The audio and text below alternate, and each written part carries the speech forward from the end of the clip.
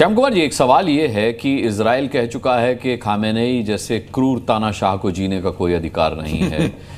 उसका एड्रेस भी उसके पास है, फिर देर किस बात की है? ये देर क्यों लग रही है? क्या अमेरिका को एक्टिवली इसमें पार्टिसिपेट करना पड़ेगा? अकेले इजराइल के बस की बात नहीं है। धन्यवाद अनुराग जी, शनो वर्ण, जय हिंद जी। अंतिम वक्ता हूँ पहले चरण का, तो पहले ही बहुत सारा ज्ञान मिल चुका। पहली बात कहूँगा, फोर्डो को छोड़ दो और B-2 बॉम्बर कभी अटैक करेंगे नहीं। अमेरिकन को नहीं मारा है, हम क्यों परेशान हो? खामनेई कहते हैं आपकी जान को खतरा है, वो कहते हैं तुम खून से खेल रहे हो। रशिया कहता है आग में घी डाल रहे हो।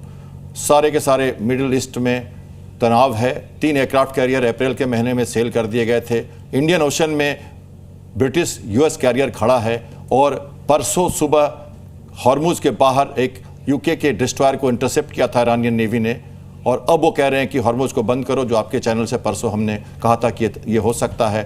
और आज सुबह एक नेवल बेस से UAE के, बहरीन के, उनका एक टास्क फोर्स निकल चुका है और उसके साथ डिस्ट्रॉयर और 4 माइन काउंटर मेजर शिप्स हैं, जो अभी आपने शुरुआत ही की थी कि वहाँ पे माइन्स लगा सकता है।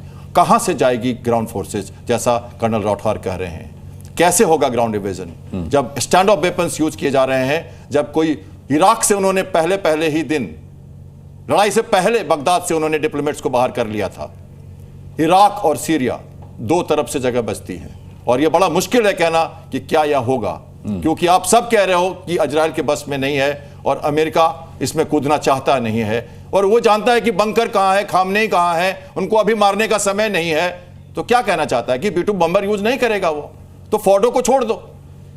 इस तरह से बातें हो रही हैं। कॉबर्ट ऑपरेशन चलेंगे अगर रिजीम चेंज हुआ। और पहलवी की पहल भी तो देखो, इसी समय वो भी आ गए बोलने के लिए। तो रिजीम चेंज की बात, तीसरा ऑब्जेक्टिव जो इजराइल कहता था कि हम वेपन ऑफ मास डिस्ट्रक्शन को खत्म करेंगे, मिसाइल्स के खेमों को खत्म करेंगे, तीसरी बात हमने कहने शुरू कर दी है, रिजीम चेंज करेंगे। तो तीनों डायरेक्टिव्स को देख के चलिए, फिर समझिए कि क्या हो रहा है। और अब बात करिए 79 वर्ष के 6 साल के उम्र वाले राजनेता 6 साल के, 86 वर्ष के 36 साल के राजनेता और 75 वर्ष के 17 साल के नेता।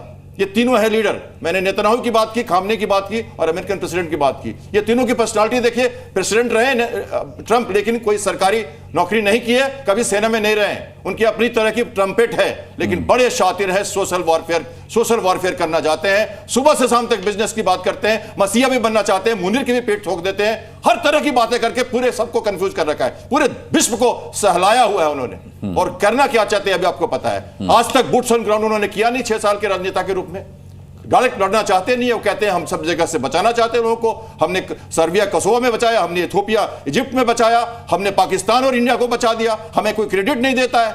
आप बात तो समझिए, कैसे आएंगे वो सामने और क्यों आएंगे? और पूरा थीम भी यहाँ का ऐसे ही चल रहा है करीब करीब। मैं समझता हूं कि जो इनका प्रेशर टैक्टिक्स है वो चलता रहेगा, और कुछ जो जगह है जहां उनको करना है, बहती गंगा में लगातार इजराइल अपनी हाथ होता रहेगा। उसको सहना पड़ेगा ईरान की मार। और उसके बंकर सतर्क है, और अमेरिका के राजदूत बंकर में सतर्क है। 5 बार अंदर जाते हैं और कहते हैं मैं सेफ हूं, लेकिन वो हमारे को अटैक कर रहा है। मतलब इजराइल के सिविलियन टारगेट्स को लगातार ईरान अटैक कर रहा है, और ईरान पर जब अटैक हो रही है तो वो वार्निंग दे रहा है।